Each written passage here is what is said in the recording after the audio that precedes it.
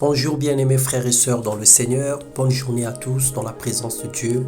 Que la main de Jésus-Christ accompagne tous nos projets et nous préserve de tout danger, tant sur le plan physique que spirituel.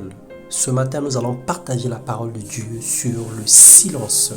Garder silence est une sagesse et non une faiblesse. Dans l'Épître, le chapitre 37, le verset 7, il est écrit: garde le silence devant l'Éternel et espère en lui.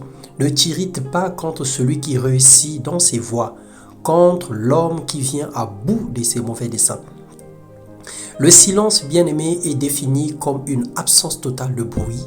C'est une attitude importante dans notre marche chrétienne et spirituelle.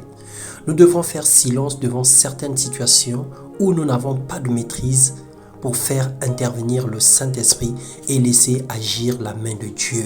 Lorsque nous ne comprenons pas, lorsque nous n'avons pas d'informations, il y a lieu de se taire que de donner des conclusions hâtives.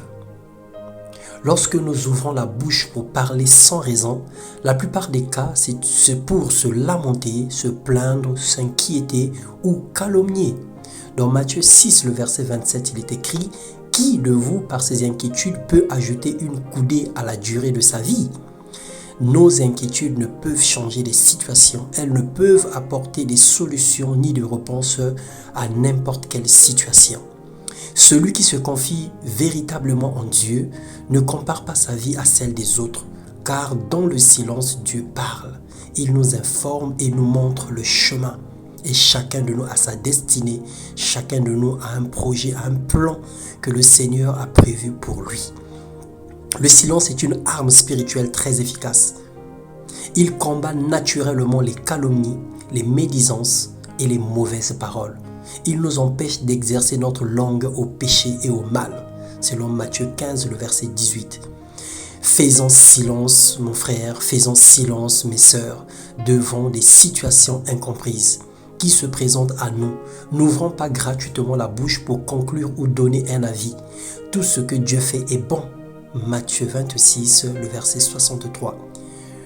Ce matin, nous prions: Seigneur, Dieu Tout-Puissant, tu as gardé le silence devant le souverain sacrificateur. Ce n'était pas une faiblesse, mais un élan de sagesse. Nous voulons que tu nous donnes ta nature. Accorde-nous, Père, la capacité de garder silence devant les obstacles, devant les accusations non fondées. Nous espérons et comptons que sur toi seul, dans le nom puissant de Jésus. Alors bien-aimé, sache que même si tu te défends, même si tu prends l'engagement de vouloir te réexpliquer, lorsqu'une situation a été dite à ton sujet, lorsque des paroles ont été prononcées sur toi, la seule attitude à faire, c'est de rendre grâce à Dieu et de remettre la situation entre les mains de Dieu. Sauf si tu te retrouves en justice. Mais en tout cas, prends soin de ne pas perdre ton temps à comparaître les uns envers les autres, à vouloir te justifier, à vouloir prouver à tout prix que tu as raison. Parce que le monde ne te donnera jamais raison. Même tes prochains auront du mal à te donner raison.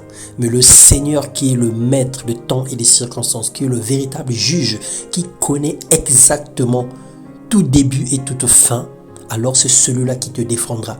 Et dans ton silence, l'ennemi reviendra même te demander pardon et toi, tu amasseras les charbons ardents sur des personnes qui en veulent à ta vie.